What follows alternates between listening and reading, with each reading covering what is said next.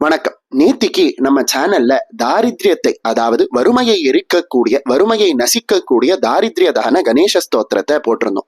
அந்த ஸ்தோத்திரத்தை சொல்லும் போது லக்ஷ்மி கணேசர் அப்படின்னு சொல்லப்படக்கூடிய கணேசரினுடைய திருவுருவத்தை பற்றி சொல்லி, அந்த கணேசர் பலவிதமான செல்வங்களை கொடுப்பதில் வல்லவர் அப்படின்னு சொல்லியிருந்தேன். அதை கேட்டுட்டு நிறைய பேர் அந்த கணேசரை பத்தி சொல்லி ஒரு காணொளி வேணும் அப்படின்னு கேட்டிருந்தாங்க. அவங்க வேண்டுகோளுக்கு இணங்க இன்னைக்கு லக்ஷ்மி கணேசரை பத்தி ஒரு அற்புதமான காணொளியில நம்ம பார்க்க போறோம். யார் யாருக்கெல்லாம் தாரித்ரிய தகன கணேச ஸ்தோத்திரத்தை கேட்கணும் அப்படின்னு விருப்பம் இருக்கோ அவங்க கீழே டிஸ்கிரிப்ஷன்ல கொடுத்திருக்கிற லிங்க் வழியா போய் தாரித்ரிய தகன கணேச ஸ்தோத்திரத்தை கேட்டு கணேசரினுடைய அருளால வறுமையிலிருந்து விடுபடுமாறு நாங்க கேட்டுக்கிறோம். இப்ப வரீங்களா? நம்ம அற்புதமான பல செல்வங்களை கொடுக்கக்கூடிய லக்ஷ்மி கணேசரை பற்றியும், அவரை எப்படி வழிபடணும் அப்படிங்கிறத பற்றியும், அவரினுடைய மந்திர ரகசியங்களை பற்றியும், கடைசியில அவரை வணங்குவதற்கு எளிமையான ஒரு ஸ்லோகத்தையும் அவரினுடைய தத்துவத்தையும் இந்த காணொளியில முழுசா பார்க்கலாம். கணேசருக்கு ஆகமங்கள்ல 32 வடிவங்கள் சொல்லப்பட்டிருக்கு. அந்த 32 வடிவங்கள்ல முக்கியமானதாகவும் 12வது வடிவமாகவும் இருக்கக்கூடியதுதான் லக்ஷ்மி கணேசர் அப்படின்னு சொல்லப்படக்கூடிய வடிவம்.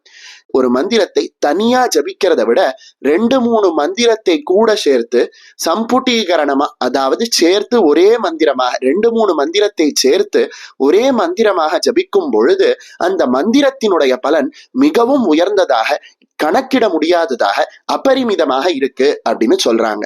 அந்த வகையில இந்த லக்ஷ்மி கணேசரினுடைய மந்திரம் அப்படி 2 மந்திரங்களினுடைய, அதாவது 2 சக்தி வாய்ந்த மந்திரங்களினுடைய கலவையாக இருக்கு.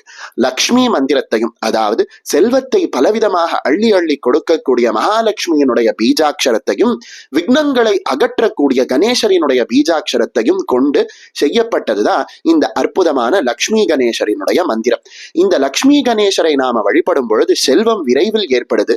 செல்வம் ஏற்படுவதற்கு ஏதாவது தடைகள் இருந்தா அந்த தடைகளும் நீங்குது. லக்ஷ்மி கணேசரை வழிபடுவதற்கு அற்புதமாக 28 எழுத்து மந்திரத்தை நமக்கு சொல்லியிருக்காங்க.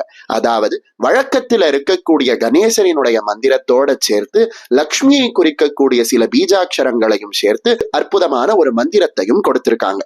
இப்படி 28 எழுத்துக்கள் கொண்ட லக்ஷ்மி கணேசரினுடைய மந்திரத்தை நமக்கு கொடுத்தது யார் அப்படின்னு கேட்டான்னா அந்தர்யாமி அப்படின்னு சொல்லப்படக்கூடிய உயர்ந்த ரிஷி.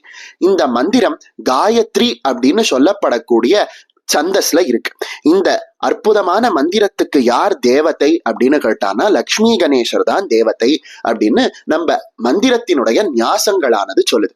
சரி, 28 எழுத்து கொண்ட மகாலட்சுமி மந்திரத்தையும் கணேச மந்திரத்தையும் சேர்த்த ஒரு அற்புதமான சக்தி வாய்ந்த மந்திரமான இந்த லக்ஷ்மி கணேச மந்திரத்துக்கு உரிய தெய்வமான லக்ஷ்மி கணேசர் எப்படி இருக்கார் அப்படின்னு கேட்டானா, அவருக்கு இருக்கக்கூடிய 4 கைகள்ல ஒரு கையில தந்தமும், இன்னொரு கையில சக்கரமும், மற்ற 2 கையில அபய வரத ஹஸ்தத்தையும் தாங்கி கொண்டு தன்னோட துதிக்கையில செல்வத்தை நிரம்ப கொடுக்கக்கூடிய பூர்ண கும்பத்தை தாங்கி கொண்டவராகவும், 3 கண்கள் உடையவராகவும், செந்தாமரை மலரை ஏந்திய மகாலட்சுமியை மடியில் கொண்டவராகவும், பொன்னிற திருமேனி உடையவராகவும் இந்த லக்ஷ்மி விநாயகரானவர் காட்சி கொடுக்கிறார். இவர் கையில இருக்கக்கூடிய அந்த ஒற்றை தந்தமானது எதை குறிக்குது அப்படின்னா ஏகமேவா த்விதீயம் அப்படின்னு சொல்றா போல இறைவன் ஒன்றே ஆனவன். அந்த ஒன்றே ஆன இறைவன் தான் எப்படி சூரியனினுடைய திருவுருவம் பூமியில இருக்கக்கூடிய பல கண்ணாடிகள்ல பிரதிபலிச்சு பல சூரியன்கள் இருக்கிறா போல காட்சி தருதோ, அந்த வகையில பார்க்கும்போது பிரம்மம் அப்படின்னு சொல்லப்படக்கூடிய சூரியன் ஒண்ணுதான் இருக்கு. அது இந்த உலகம் அப்படிங்கிற கண்ணாடியில பட்டு பிரதிபலிக்கும் போது பலவிதமாக காட்சி கொடுக்குது. அதனாலதான் விநாயக பெருமான் கையில ஒற்றை தந்தத்தை வைத்திருக்கார். அவரோட கையில இருக்கக்கூடிய சக்கரம் எதை குறிக்குது அப்படின்னா பிறவிக்கடல் நீந்துவர் நீந்தார் இறைவனடி சேராதார் அப்படின்னு திருவள்ளுவர் சொன்னா போல பிறந்து பிறந்து இறக்கக்கூடிய இந்த பிறவிக்கடலை குறிக்குது. இந்த பிறவிக்கடல்ல இருந்து நம்மளை காக்கக்கூடியவராக இந்த லக்ஷ்மி கணேசரானவர் இருக்கார். இவரோட கையில இருக்கக்கூடிய அபயவரத ஹஸ்தம் எதை காட்டுது அப்படின்னா பயம் இல்ல, பயம் இல்லாம சந்தோஷமாக இரு அப்படின்னு நமக்கு சொல்றதுக்காக அபயஹஸ்தமும், கேட்ட வரத்தை எல்லாம் கொடுப்பதற்காக வரத ஹஸ்தத்தையும் வச்சுக்கிட்டு இருக்கார். அவரோட மடியில இருக்கக்கூடிய மகாலட்சுமி தேவியானவள் நம்ம கேட்கக்கூடிய அத்தனை செல்வங்களையும் வாரி வாரி கொடுக்கக்கூடிய அற்புதமான தேவியாக இருக்கா. அவரோட கையில இருக்கக்கூடிய பூர்ண கும்பமானது பூர்ணமான 16 செல்வங்களையும் கொடுக்கக்கூடிய வல்லமை உடையதாக இருக்கு. இப்படிப்பட்ட இந்த லக்ஷ்மி கணேசரை எப்படி வழிபடணும் அப்படின்னு கேட்டானா, இந்த லக்ஷ்மி கணேசரை வழிபடுவதற்கு முக்கியமான ஒரு விஷயம் இருக்கு. என்னது அப்படின்னா வில்வம். ஸ்ரீ சூக்தத்துல ஆதித்யவர்ணே தபசோதிஜாதோ வனஸ்பதிஸ்தவ விருக்ஷோத வில்வக அப்படின்னு சொல்லப்பட்டிருக்கு.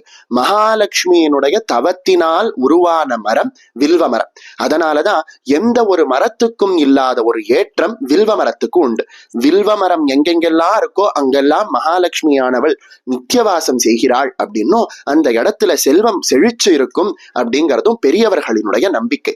அதனால லக்ஷ்மி கணேசரை வழிபடுபவர்கள் கணபதிக்கு வில்வ மாலைகள் சாற்றி வில்வத்தால் அர்ச்சனை செய்து வில்வத்தால் அவரை வழிபடுவது உயர்ந்த பலனை கொடுக்கும். லக்ஷ்மி கணேசரோட மந்திரம் நமக்கு தெரியல, லக்ஷ்மி கணேசரை எப்படி நமக்கு வழிபடணும் அப்படின்னு தெரியலன்னா கூட இந்த வில்வ இலைகளை கொண்டு லக்ஷ்மி கணேசரை இல்ல நம்ம பக்கத்துல இருக்கக்கூடிய விநாயக பெருமானை மனதுல லக்ஷ்மி கணேசராக பாவித்து இந்த வில்வ இலைகளை கணேச பெருமானுக்கு சமர்ப்பணம் செய்யும் பொழுது வாழ்க்கையில இருக்கக்கூடிய தரித்திரமானது நீங்குது.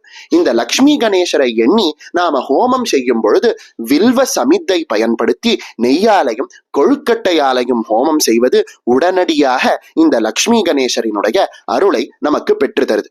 வரீங்களா? இப்போ அற்புதமாக இந்த லக்ஷ்மி கணேசரோட அருளை பெறுவதற்கு ஒரு எளிய ஸ்லோகத்தை நாம இப்ப பார்க்கலாம். बिभ्रानः सुखबीजपूरकमिलन् माणिक्यकुम्भाकुशान् पाशं कल्पलतां च खड्गविलसज्योतिः सुधानिर्झरः श्यामेनात्तसरोरुहेण सहितं देविद्वयं चान्तिके गौराङ्गो वरदानहस्तसहितो लक्ष्मी गणेशोऽवतात्. முடிந்த போது இந்த ஸ்லோகத்தை சொல்லி கணேச பெருமானை வழிபட்டால் நம்ம வாழ்க்கையில பலவிதமான செல்வங்கள் ஏற்பட்டு பலவிதமான நன்மைகளும் நடக்கும். உங்களுக்கு தரித்திரத்தை எரிக்கக்கூடியதும் கடன்களை போக்கக்கூடியதுமான ருணமோச்சன கணபதியை பற்றி தெரிஞ்சுக்கணும் அப்படின்னா கமெண்ட் பண்ணுங்க.